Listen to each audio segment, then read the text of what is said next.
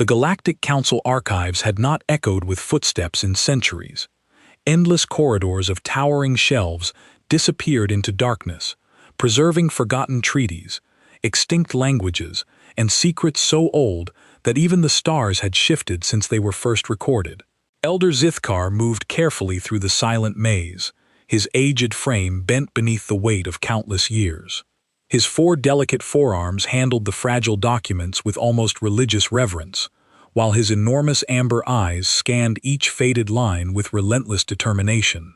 Dust drifted through the pale beams of archive lights, forcing him to pause as a sudden sneeze broke the sacred silence.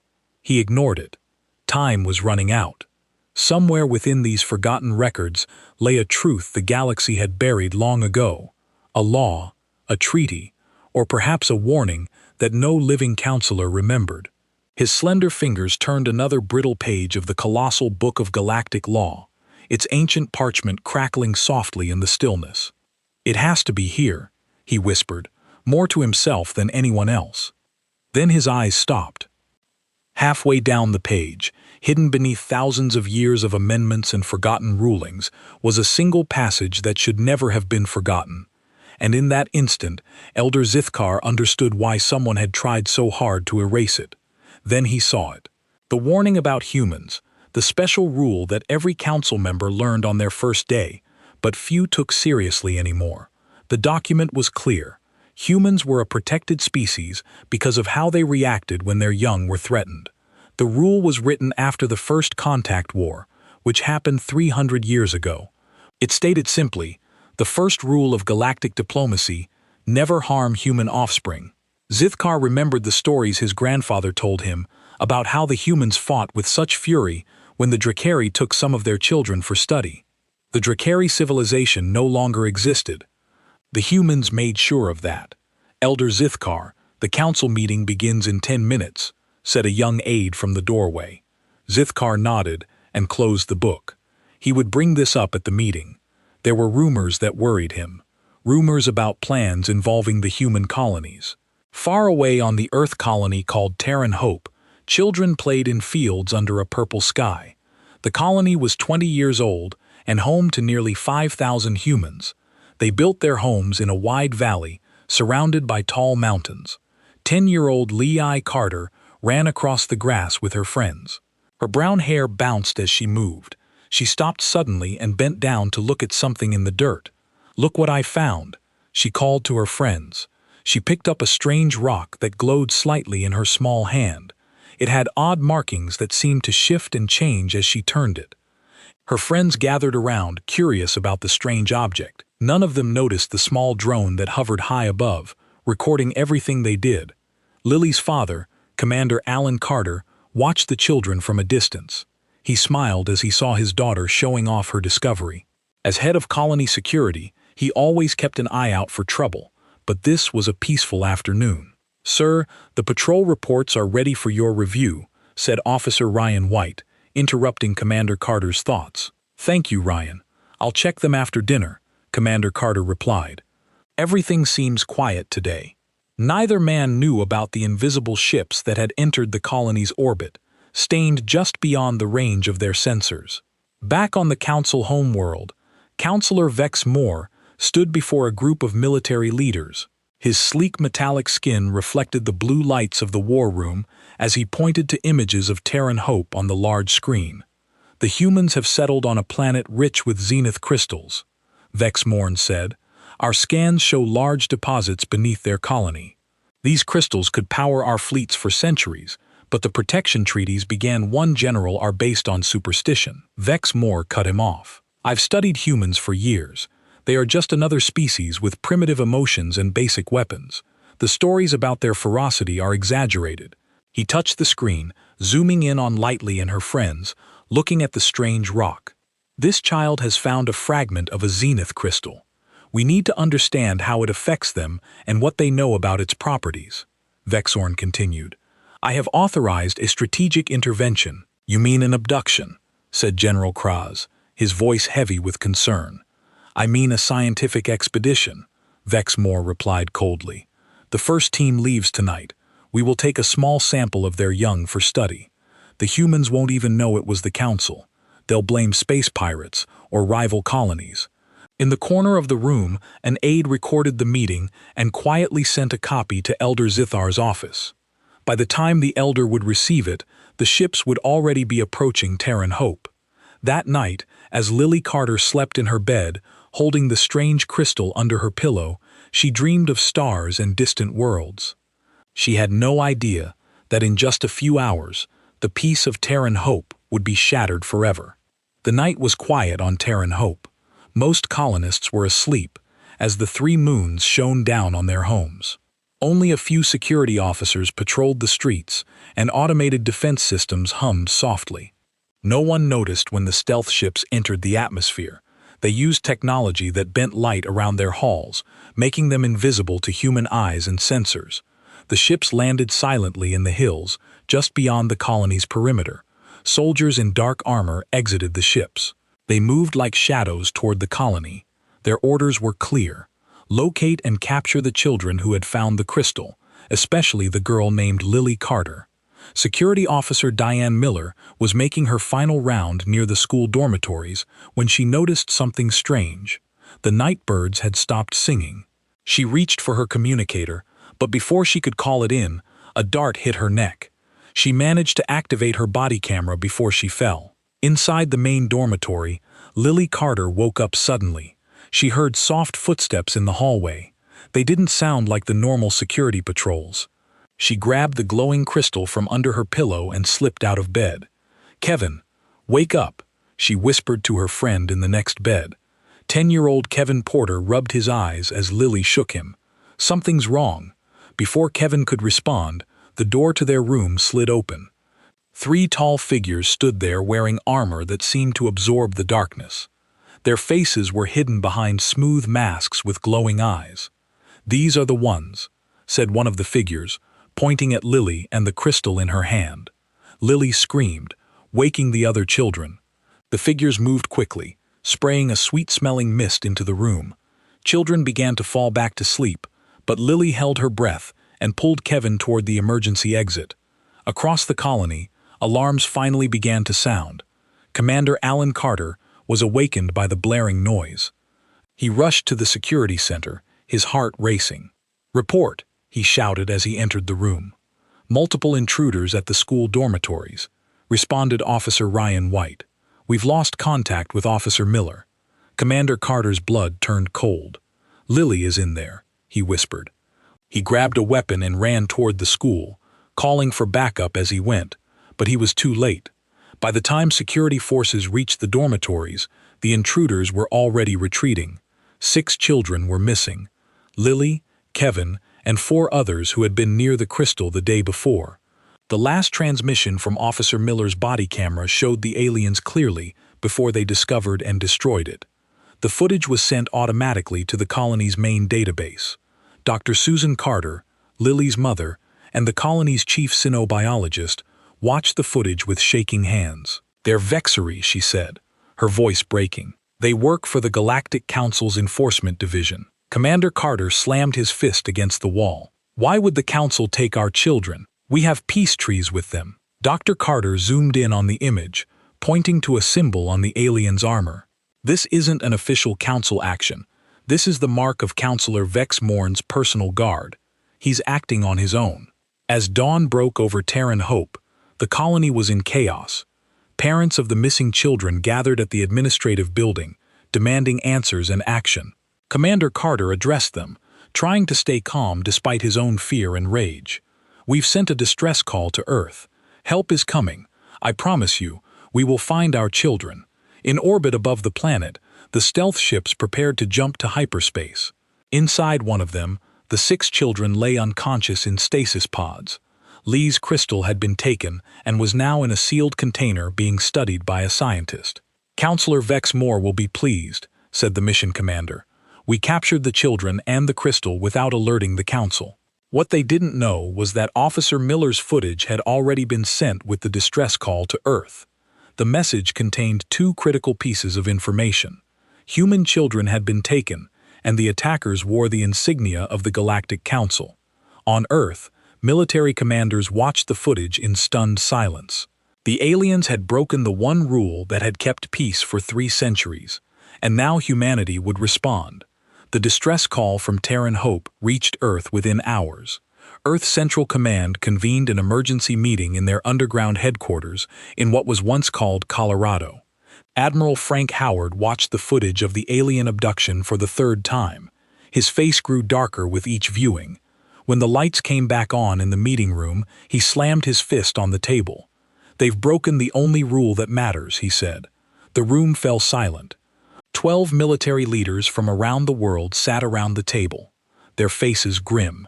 "We've tried contacting the Galactic Council through diplomatic channels," said General Maria Lopez. "No response so far." Admiral Howard nodded. "We're not waiting for them to answer. Prepare the Phantom Fleet." The Phantom Fleet was humanity's secret weapon. 10 ships built for one purpose: unconventional warfare against technologically superior enemies. The ships were hidden in various locations throughout the solar system, waiting for a day everyone hoped would never come. "Who's going to lead the rescue mission?" asked General Lopes. "Captain Samantha Wright," Admiral Howard replied without hesitation. "She's the best tactical mind we have." Captain Wright was called from her training mission on Mars. When she arrived at Earth Command 6 hours later, she was immediately briefed on the situation. "6 children taken," she said, looking at the files, including Commander Carter's daughter. "Yes," Admiral Howard confirmed. "Your orders are simple, Captain. Bring our children home. No restrictions." Captain Wright nodded, understanding what that meant. The gloves were off. "What ships do I get?" "The Nightshade and 2 support vessels, plus whatever specialized personnel you need." Across human space, the news about the abduction spread quickly. Retired soldiers volunteered in massive numbers. Among them was Gregory Thompson, Ly Carter's grandfather and a former Special Forces operative. At 63, Greg Thompson was still fit and dangerous. He called in old favors and arranged to be on Captain Wright's team before the official roster was even created. "I have one condition," he told Captain Wright when they met. "When we find the people responsible for taking my granddaughter, I want 5 minutes alone with them." Captain Wright studied the older man's face. "You'll get 2 minutes. That's all you'll need." Meanwhile, in council space, Elder Zithkar discovered what had happened. He accessed the records of ships leaving council territory and found Vex Morn's personal fleet had departed without filing proper flight plans. He confronted Counselor Vex Morn in his private chambers. "You've taken human children," he said, his voice shaking with anger and fear. Vex Morn looked up from his desk, his metallic skin reflecting the light. "A minor scientific expedition. Nothing that concerns the full council." "You fool," Zithkar hissed. "You've violated the first rule. Do you know what the humans did to the Drakari?" Vexorn waved a hand dismissively. "Ancient history. These humans are just another species with delusions of importance. The Drakari were more advanced than humans when they took their children. Their civilization was 5,000 years old. The humans wiped them out in 3 weeks," Zithkar said. "Return the children now while you still can." Vexamorn smiled coldly. "The children are already at the research facility. By the time the humans even figure out who took them, we'll have learned all we need about the Zenith crystals." On Earth, preparations moved at incredible speed. The Phantom Fleet ships were brought online. The UE's Nightshade, a vessel that could bend light around its hull just like the alien ships, became the command center for the mission. Captain Wright selected her crew carefully. Expert pilots, combat specialists, and the best minds in xenobiology. Greg Thompson was listed as a cultural consultant, though his actual role involved skills from his Special Forces days. Just 3 days after the abduction, the human fleet was ready, but they weren't heading directly to council space. Captain Wright had a plan that the aliens wouldn't expect. "We'll split into 3 groups," she explained to her team. Team 1 goes to the council homeworld as a diplomatic mission. Their job is to distract and gather intelligence. Team 2 will track the quantum signature of the abduction ships. And we, she pointed to the Nightshade on the display, will follow the intelligence we've gathered from intercepted council communications. Admiral Howard gave the final authorization. Operation Child's Return is now active. Good hunting. As the ships prepared to depart, Greg Thompson looked at a picture of his granddaughter. "Hold on, Lily," he whispered. "We're coming." A UES nightshade slipped into council space like a ghost. Its special hull absorbed light and sensor scans, making it nearly invisible. On the bridge, Captain Samantha Wright studied the star map, showing their position. "Any signs they detected us?" she asked her crew. "None," Captain replied. "Lieutenant Dale Brown at the sensor station. Their patrol ships passed within 5,000 kilometers and showed no reaction." Captain Wright nodded. The ship's stealth technology was working perfectly. The aliens had no idea humans had technology this advanced. They had kept it secret for decades, waiting for a moment like this. Greg Thompson stood near the back of the bridge, watching. As Lily's grandfather and a cultural consultant, he had no official role during flight operations, but Captain Wright wanted him nearby. His experience would be valuable soon.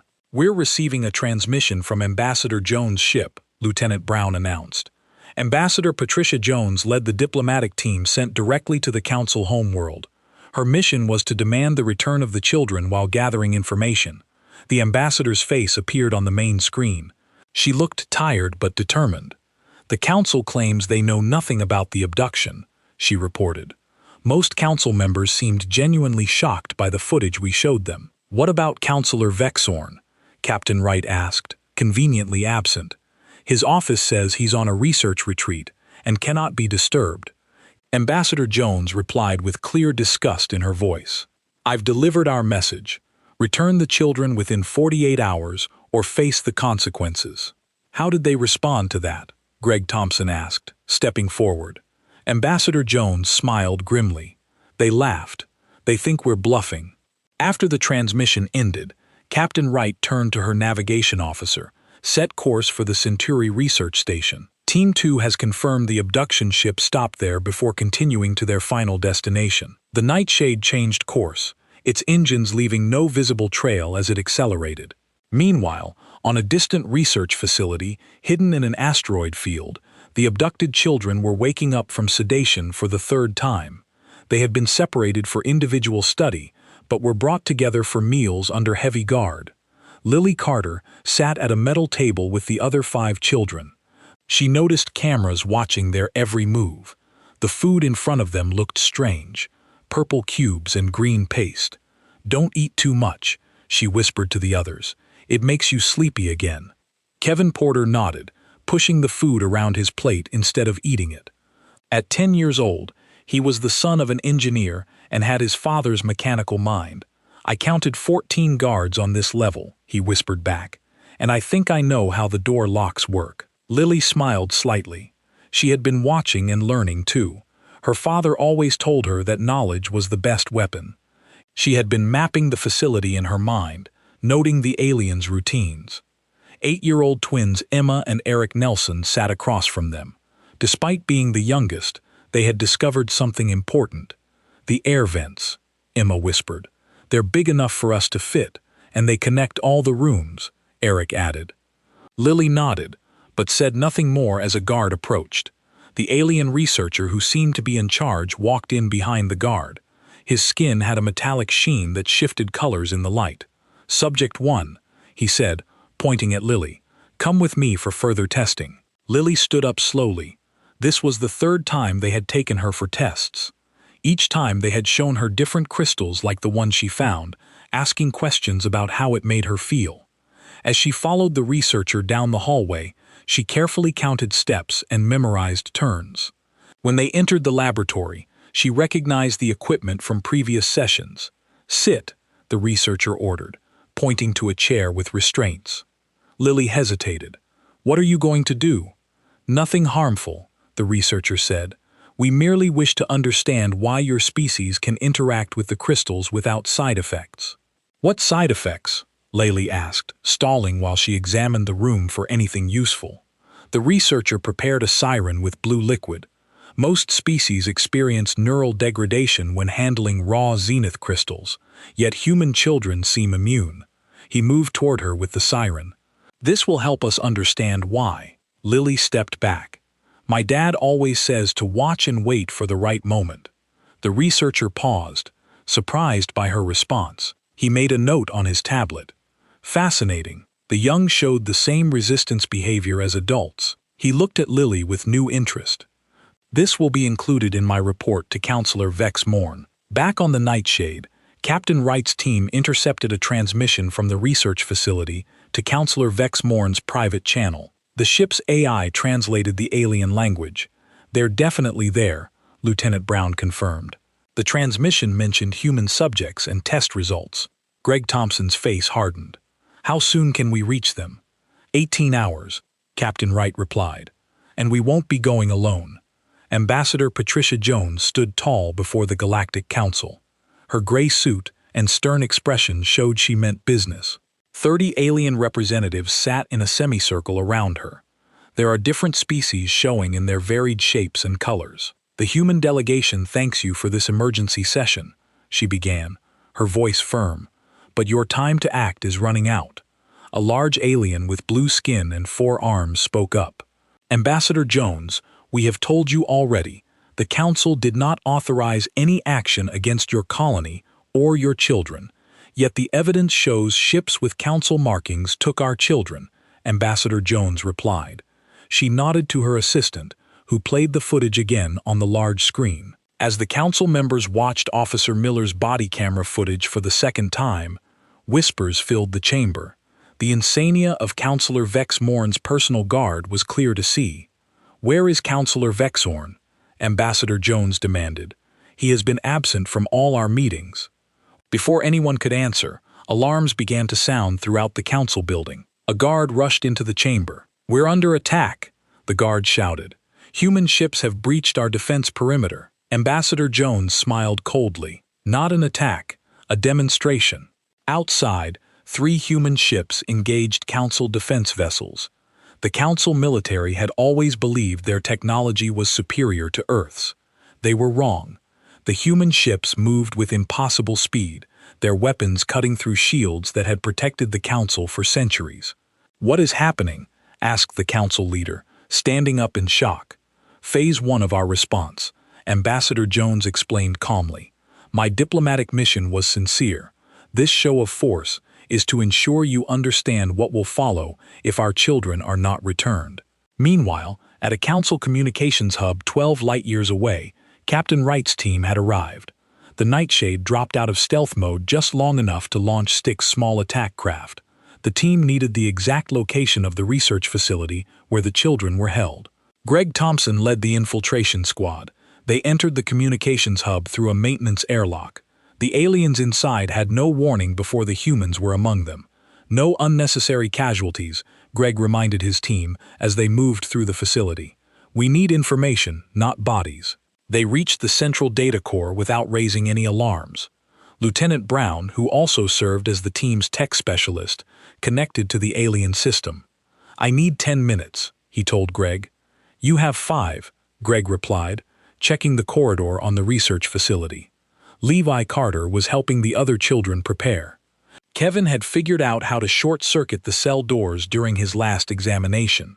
The twins had mapped most of the ventilation system. They were waiting for the right moment. They're going to move us tomorrow, Lai told the others during their mealtime. I heard the guards talking. We need to be ready tonight. What if we get caught? Asked Maya Wilson, a 9-year-old girl who had been quiet until now. We won't, lightly said with confidence. And even if something goes wrong, our parents are coming for us. How do you know? Asked Maya. Because they always come, Lily answered. My dad says humans never leave their people behind. Especially not children. As they spoke, a guard shoved Emma roughly, making her spill her food. The other children watched silently, but their eyes hardened. The guard didn't notice how they exchanged looks, forming a plan without words. Lily nodded slightly to Kevin, who accidentally knocked over his cup. While the guard was distracted by the spill, Eric slipped something from his pocket to Emma, a small tool he had stolen from the lab. Back at the Council homeworld, Elder Zithkar addressed the full Council after the human ships withdrew. I warned about this, he said, his voice heavy with concern. The ancient records are clear about human behavior when they're young or threatened. He activated a historical display showing the fate of the Drowry civilization. The council members watched in silence as images showed a technologically advanced society reduced to ruins in less than a month. Several council members have already withdrawn support for whatever Vex Moore is doing, Zithkar continued. I suggest we help the humans locate their children before it's too late. On the Nightshade, Lieutenant Brown had finished analyzing the data from the communications hub. We have it, he told Captain Wright, pointing to a star map. The research facility is here in the TA Virginia system. It's hidden in an asteroid belt. Captain Wright studied the location. How heavily defended? Minimal security, Brown replied. They weren't expecting anyone to find it. How many children confirmed? Asked Greg Thompson. All 6 accounted for, Brown said. And sir, there's something else. They're specifically testing how the children interact with the zenith crystals. The reports mention unusual brain activity. Greg's expression darkened. They're experimenting on them. Yes, Brown answered quietly. But the children are fighting back. There are multiple reports of unexpected resistance and concerning behavior from the test subjects. Greg smiled grimly. That's my granddaughter.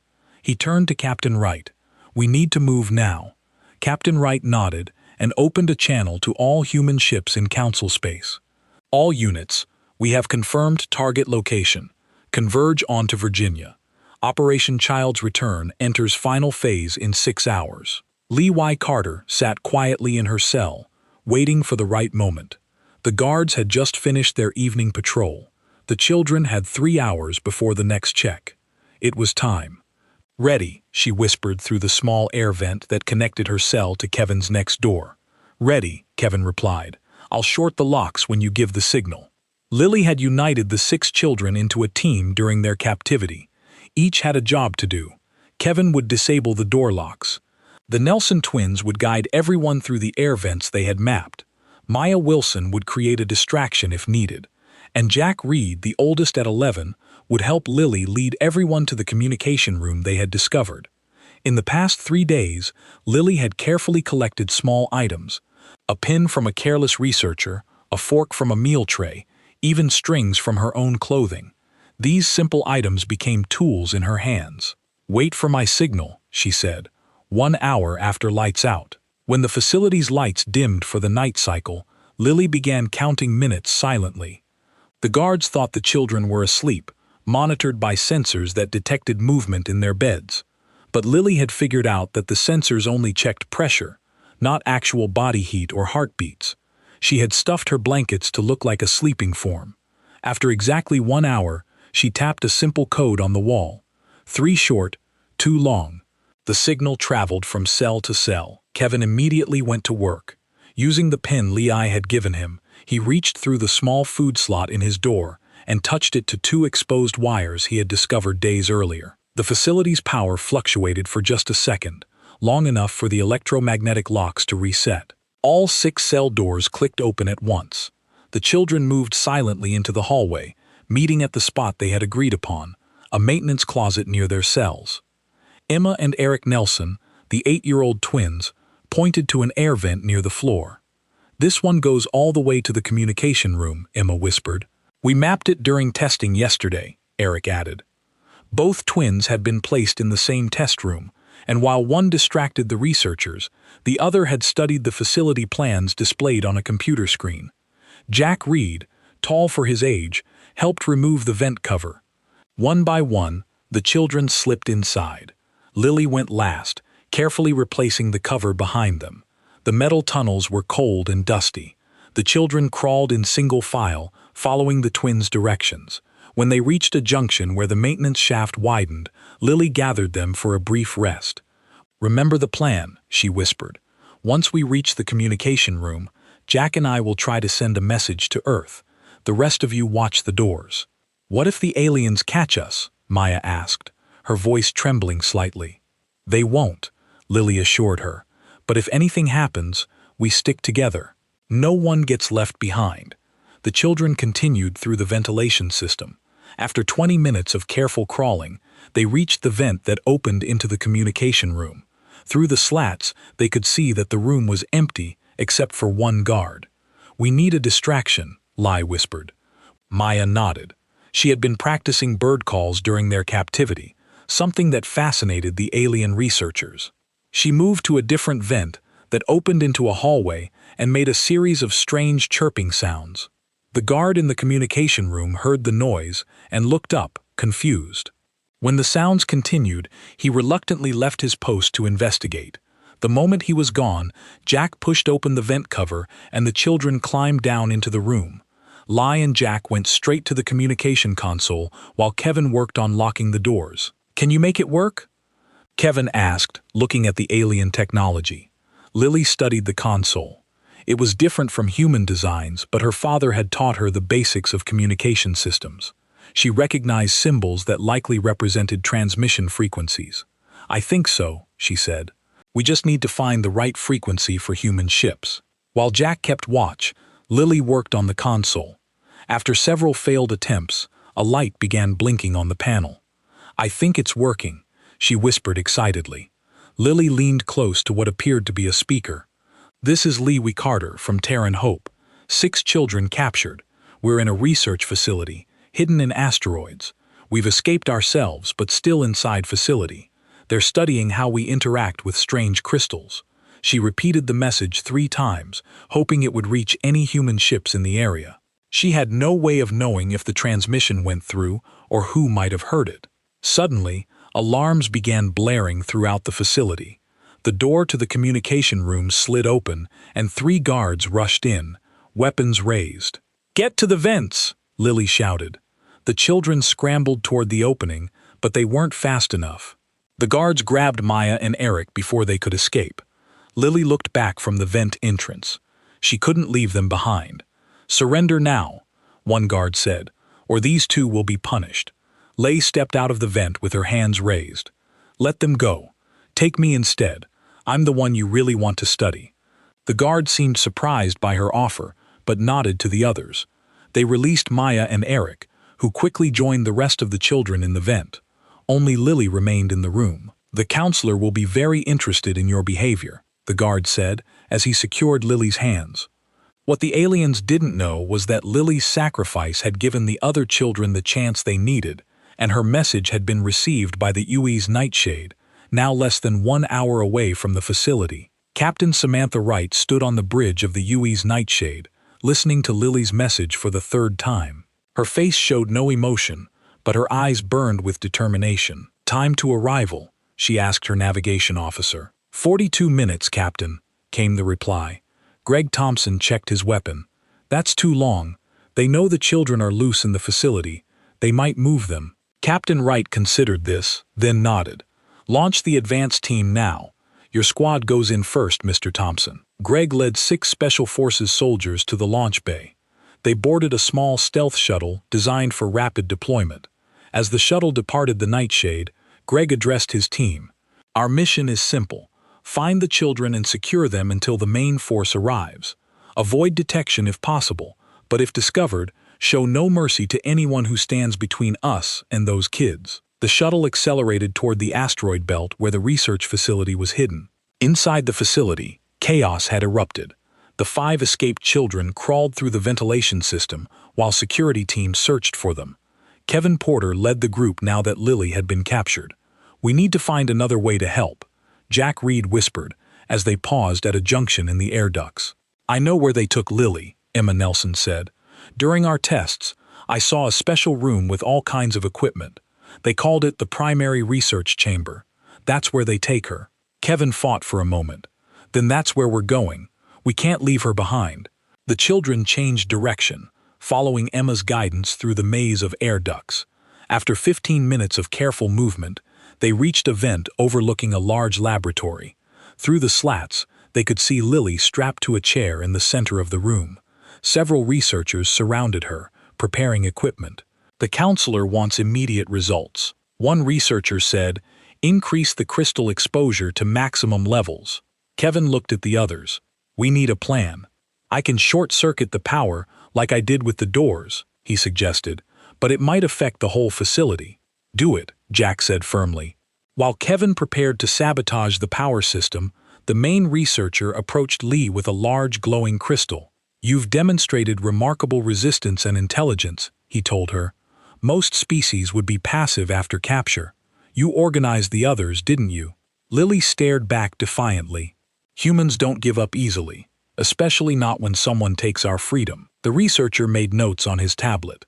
Fascinating. Now, I want you to hold this crystal and tell me what you feel. Before Lily could respond, the lights in the facility flickered and went out. Emergency lights came on, bathing the room in dim red light. Now, Jack whispered. The children pushed open the vent and dropped into the laboratory. The researchers were so surprised by the sudden power failure and the appearance of children from the ceiling that they froze momentarily. That hesitation was all the children needed. Jack and Maya pushed one researcher aside while the twins grabbed lab equipment and threw it at the others. Kevin ran to Lily and began unfastening her restraints. Time to go. An alarm sounded throughout the facility. A voice announced over the speakers. Security breach in Docking Bay 1. Unknown vessel has attached to the hull. The human rescue team had arrived. Greg Thompson led his squad through the facility's corridors with cold efficiency. They moved like shadows, using technology that jammed the facility's internal sensors. When they encountered security teams, they used non-lethal weapons that put the aliens to sleep instantly. Life signs detected ahead, reported one soldier checking a handheld scanner. 6 small humans and several aliens in the main laboratory. Greg's heart beat faster. The children move in standard rescue formation. As they approached the laboratory, they heard the sounds of a struggle. Greg signaled his team to breach the door immediately. The Special Forces team burst into the laboratory to find an unexpected scene. The children had already freed Lee and were fighting the researchers using improvised weapons. 2 aliens lay unconscious on the floor, while another was cornered by the twins who were throwing small objects at him with surprising accuracy. When the doors opened, the children turned, ready to fight what they thought would be more guards. Instead, they saw humans in combat gear. Lily stepped forward, standing protectively in front of the other children. Greg removed his helmet, revealing his face. "Lily," he said, his voice catching with emotion. Lily's eyes widened. "Grandpa," she ran to him, and he knelt to embrace her. "I knew you'd come," she said. "We'll always come," Greg replied, holding her tightly. "No matter where they take you." The rest of Greg's team secured the room while he checked the other children for injuries. Amazingly, they all seemed relatively unharmed, though tired and hungry. "Captain, we've secured the primary targets," Greg reported over his comlink. All 6 children recovered and ready for extraction. "Copy that," Captain Wright responded. "Main force has secured the facility. No resistance remaining. Bring them home." As Greg led the children toward the extraction point, an alarm sounded. A security door sealed the corridor ahead. Changing route, Greg told his team calmly. "Secondary extraction point." Lily tugged at his arm. "Wait, there's something you need to see. The crystals they were studying. They're important." Greg looked down at his granddaughter. "How do you know?" "Because I can hear them," Lily said. "All of us can. That's why they took us. The crystals. They talk to children." 1 month after the rescue, the Great Chamber of the Galactic Council looked very different. Armed human soldiers stood at every entrance. The council members sat nervously as they waited for the human delegation to arrive. Elder Zithkar, now leading the council after Vex Morn's removal, watched as the chamber doors opened. Ambassador Patricia Jones entered first, followed by Captain Samantha Wright and several other officials. Behind them came 6 small figures. The rescued children. The aliens murmured in surprise. Bringing children to such a meeting was unprecedented. "The human delegation is recognized," Elder Zithkar announced formally.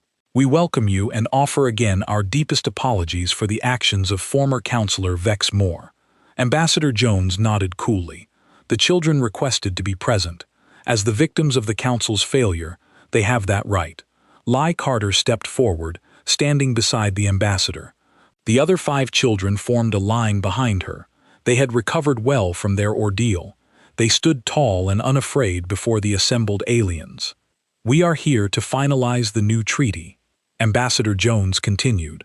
"The terms have been distributed to all council members." Elder Zithkar gestured to the document displayed on every council member's screen. "These terms significantly alter the balance of power in the galaxy." "Yes, Ambassador Jones agreed simply. They do. Captain Wright stepped forward. The alternative was war. Consider yourselves fortunate. The room fell silent. Everyone knew what had happened to Counselor Vex Moore and his research team. After the children were rescued, Greg Thompson had led a team to capture Vex Morn as he attempted to flee. Rather than killing him, the humans had done something unexpected. They had brought him back to face justice. Now Vex Moore sat in a special containment chamber, awaiting trial for his crimes. But his fate would not be decided by the Council, or even by human courts. In a surprising move, Earth had declared that the abducted children themselves would determine his sentence. "We have studied your species during this conflict," Elder Zithkar said carefully. "Your military capabilities far exceed what you have shown the galaxy. You could have destroyed us." Lai Carter spoke up, her young voice clear in the large chamber. "We learned about you too. While we were captives, we studied you. We know your strengths and weaknesses." The council members shifted uncomfortably at being addressed by a human child, but none interrupted. "We don't want war," Lee continued, "but we won't let anyone take children again. Not human children. Not any children." Ambassador Jones placed a hand on Lily's shoulder, then addressed the council. "This brings us to the first clause of the new treaty. Elder Zithkar, please read it aloud." Zithkar looked down at his screen and read, "The sentient offspring of all species are protected entities. Violation of this protection by any civilization constitutes an act of war against all civilizations." The children insisted on this wording. Ambassador Jones explained, "It protects not just humans, but all children throughout the galaxy." And the Zenith crystals asked a council member, "Will humans share what they have learned about them?" Captain Wright nodded to Kevin Porter, who stepped forward. Though only 10 years old, he spoke with confidence. "The crystals respond to certain brainwave patterns common in children," he explained. "They can store and transmit information. We're still learning how they work, but we'll share what we discover with trustworthy species." 2 weeks later, the human fleet departed Council space. The new treaty had been signed by all member species. Earth had gained significant new protections and privileges in galactic affairs. The children had returned to their homes on Terran Hope, now heroes throughout human space. In the Carter family's home, Laylee sat with her parents and grandfather, watching the sunset through their dome window. "Do you think they'll keep their word?" Lay asked, looking up at her father. Commander Alan Carter smiled at his daughter. "They know better than to break a promise to humans now." Dr. Susan Carter, analyzing data from the Zenith crystals on her tablet, looked up. The crystals could change everything. The way they store information, their energy potential, it's revolutionary. Greg Thompson leaned back in his chair. "All because my granddaughter found a shiny rock," Lily grinned. "And because humans always come for their children across the galaxy," the story spread rapidly. How 6 human children and their determined rescuers had brought the mighty Galactic Council to its knees. How humans had shown both terrifying strength and surprising mercy. Most importantly, how they had established the one rule that now defined galactic civilization, the protection of children everywhere. On distant worlds, parents of many species told their children the new bedtime story about the humans who came from a small blue planet, who fought like demons when their young were threatened, but who used their victory to protect all children, not just their own. And in the years that followed, whenever conflicts arose between species, the mediators would always begin with the same reminder: remember the first rule of the galaxy.